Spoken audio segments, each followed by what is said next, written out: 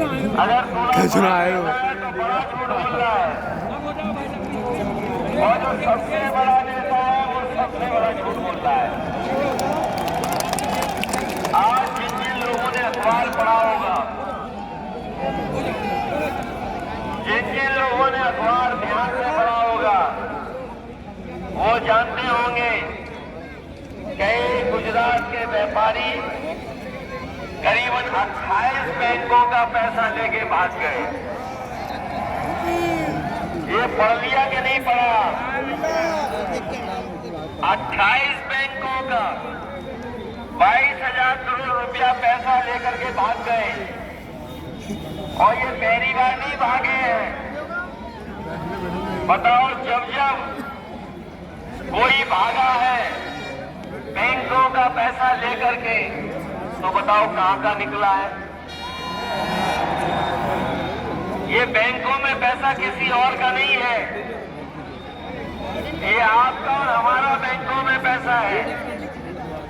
हम और आप लोग अगर पैसा लेने जाएंगे तो गांव हमें और आपको सब अपनी जमीन रखनी पड़ जाए, मकान रखने पड़ जाए, सब बड़ी मुश्किल से बैंक से लोन मिलता है। लेकिन कमाल के लोग हैं ये बड़े बड़े उद्योगपति लोग, इन्हें पैसा मिल रहा है बैंकों से और इनको रखना कुछ नहीं पड़ता है। केवल हवाई जहाज की टिकट लेते हो और भाग। अगर 22,000 करोड़ एक उद्योगपति ले गया, और अभी तक के हिसाब किताब लगा लो कितने उद्योगपति पैसा लेकर के भागे होंगे। यह हाथरस और सिकंदराबाद का दूसरे चरण का चुनाव है, तीसरे चरण का चुनाव है, तीसरे चरण का चुनाव है, क्योंकि कल मैं दूसरे चरण वालों के बीच में था। आज तीसरे चरण वालों का चुनाव है, इसमें हमारा भी वोट पड़ना है। इसलिए आपसे हम विशेष निवेदन करने आए हैं हाथरस के लोगों कि इस बार गठबंधन की मदद करो। गठबंधन सरकार बनाने जा रहा है, और ये चुनाव कोई छोटा मोटा चुनाव नहीं है, ये चुनाव आपके भविष्य का चुनाव है।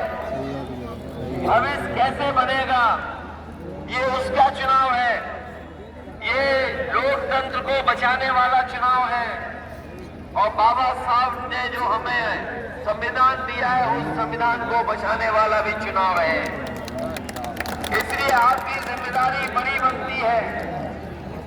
इस चुनाव में आप लोग साइकिल की मदद करो, जहां साइकिल चुनाव लड़ रही है, जहां हैंडपंप वाले लड़ रहे हैं वह हैंडपंप की मदद करना। लेकिन आप लोगों ने देख लिया होगा पहले चरण का चुनाव, जब से साइकिल और हैंडपंप संग संग आई है, भारतीय जनता पार्टी का दरवाजा बंद कर दिया है। और जब मैं अलीगढ़ गया था तो अलीगढ़ वालों से मैंने कहा इस बार भारतीय जनता पार्टी के दरवाजे पर बढ़िया ताला लगवा दो, जिससे कभी दोबारा उत्तर प्रदेश में ना आ पाए। हमारे किसान भाई जानते हैं, उन्होंने वादा किया था कि किसानों की आय दोगुनी हो जाएगी। जहाँ जहाँ हम गए हैं किसानों से पूछा है कि बताओ किसान भाइयों आपकी आय दोगुनी हो गई कि नहीं हो गई? ये किसानों के बेटे हैं, बताओ आय दोगुनी हो गई कि नहीं हो गई? यही बीजेपी ने कहा था कि नहीं कहा था? और अभी जब खाद लेने गए होगे आप लोग, तो बताओ खाद मिल पाई आपको कि नहीं मिल पाई? न खाद मिली, न कीटनाशक दवाई मिली, न डीएपी मिली, और अगर फसल आपने तैयार कर ली होगी तो उसकी कोई कीमत भी नहीं सरकार दे पाई।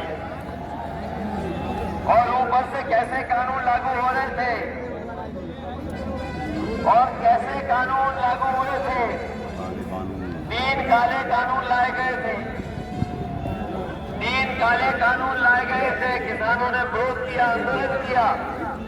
हम बधाई देना चाहते हैं अपने किसान भाइयों को कि जिन्होंने संघर्ष कर करके सरकार को झुकाने का काम किया और सरकार को तीनों काले कानून वापस लेने पड़ गए। लेकिन 700 किसान शहीद हुए हैं, 700 से ज्यादा किसान शहीद हुए हैं। किसी की मदद नहीं की भारतीय जनता पार्टी ने। 700 से ज्यादा किसान शहीद हुए, किसी की मदद नहीं हुई। समाजवादी पार्टी ने तय किया है कि किसानों के याद में किसान स्मारक के साथ साथ जिन किसानों के परिवारों की जान गई है, किसानों की जान गई है, उन परिवारों को 25 लाख रुपए से मदद करने का काम ये हम किसानों को सुविधाएं देने जा रहे हैं।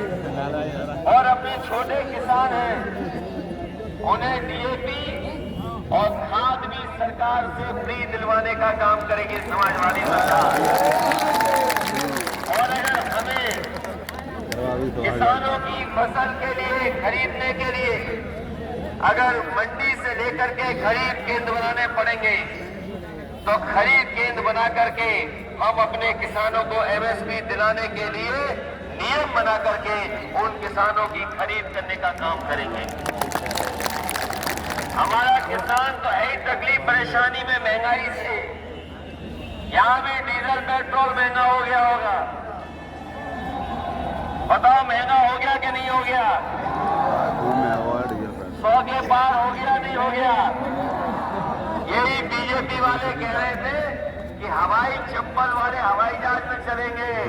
जब से डीजल पेट्रोल महंगा हुआ है, हमारे गरीबों की गाड़ी नहीं चल पा रही, मोटरसाइकिल नहीं चल पा रही। इसीलिए समाजवादी पार्टी ने तय किया है कि हमें अगर पेट्रोल भी फ्री देना पड़ा तो देने का काम करेंगे। इधर जब बिजली का बिल आता होगा आपके घर में, तो बिजली का करंट लगता है कि नहीं लगता है? इसलिए समाजवादी पार्टी ने तय किया है कि आने वाले समय में समाजवादी सरकार बनेगी तो किसी को 300 यूनिट के लिए कोई पैसा देना नहीं पड़ेगा। 300 यूनिट ये बीजेपी वाले कह रहे थे कहाँ से फ्री करोगे? ये बीजेपी वाले पूछते हैं, पत्रकार साथी भी जानते होंगे कि बीजेपी वाले पूछते हैं कि 300 यूनिट फ्री बिजली कैसे कर दोगे? आपने कहा समाजवादियों ने बिजली के कारखाने भी बनाए हैं और कारखाने बना करके जो बने हुए बिजली के कारखाने बिजली भी दिलाएंगे और बजट से हिसाब चुनाव लगा लो। हमें कोई ज्यादा खर्च नहीं करना पड़ेगा। जो बिल देते हैं हमारे लोग, उनका 300 यूनिट का पैसा लगा लो। साल का ज्यादा से ज्यादा 30,000 करोड़ बन रहा है। हम अपने गरीब और किसानों के लिए और आम लोगों के लिए अगर 30,000 करोड़ भी खर्च करना पड़ेगा तो बजट से खर्च कर करके अपने लोगों की मदद करने का काम करें। और हमारे मुख्यमंत्री तो कमाल के हैं, अगर 5 साल में भी उन्होंने बिजली के कारखाने का नाम बताया हो तो बता दो। यही बगल में सिकंदराबाद, ये हमारा हरदुआगंज में लगा है बिजली का कारखाना। ये हमारा हरदुआगंज में बिजली का कारखाना लगा है।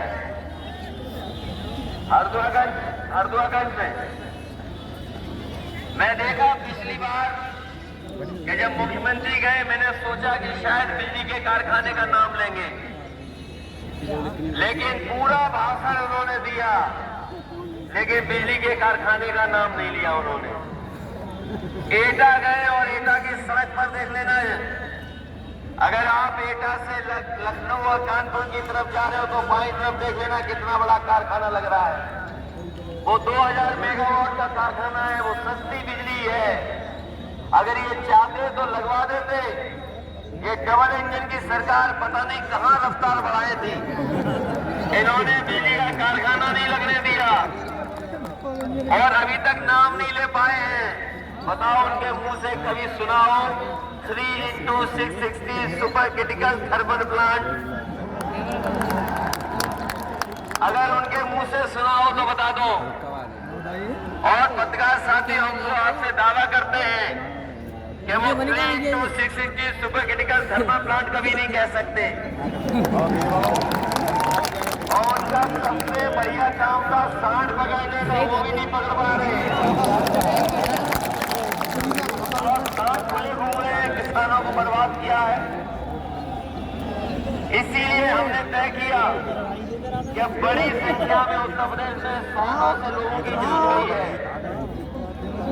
बड़ी जाने गई है। आप पता कर लो, हर दिन अखबार में पढ़ने का मिलता था कि इधर सांड ने मार दिया, उधर सांड ने सींग मार दिए, और कभी गाड़ी में एक्सीडेंट हो गया। और अभी हमें मंत्र बता रहे कि परसों सांड ने हाथरस में मार दिया। तो आए नहीं हाथरस में, तो हाथरस में किसने मार दिया? सांड ने मार दिया। इसीलिए हमने कहा कि अगर हमें 5 लाख रुपए से भी मदद करनी पड़ेगी ऐसे परिवारों की, तो समाजवादी सरकार में उन परिवारों की मदद करने का काम करें। इधर आपने तस्वीर देखी होंगी मुख्यमंत्री जी की लखनऊ की। स्टेडियम में बहुत सारे उन्होंने लैपटॉप बांटे, स्मार्टफोन बांट दिए, टैबलेट बांट दी। बताओ हमारे हाथरस के नौजवानों किसको मिला है? किसी को मिला कि नहीं मिला? और इसलिए नहीं मिला क्योंकि हमारे बाबा मुख्यमंत्री उसको चलाना नहीं जानते। इधर तो हम देखते हैं हमारे गांव के लोग भी मोबाइल चलाने लगे हैं। आदरणीय राजा सोन जी भी चला लेते होंगे स्मार्टफोन, वो भी चला लेते हैं, लेकिन आपके बाबा मुख्यमंत्री नहीं चला पाते, इसीलिए नहीं मिला। और अब कह रहे हैं कि गर्मी निकाल देंगे, गर्मी निकाल देंगे। कभी आप फ्रिज ठीक कराने गए अपने कि नहीं गए?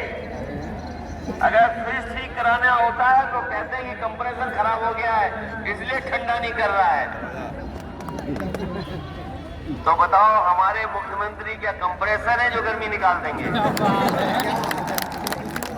लेकिन हम अपने नौजवानों को कह करके जा रहे हैं, अगर ये गर्मी निकालने की बात कर रहे हैं तो समाजवादी सरकार बनेगी तो फौज से लेकर के पुलिस में नौकरी निकाल करके बनाने का काम करेंगे।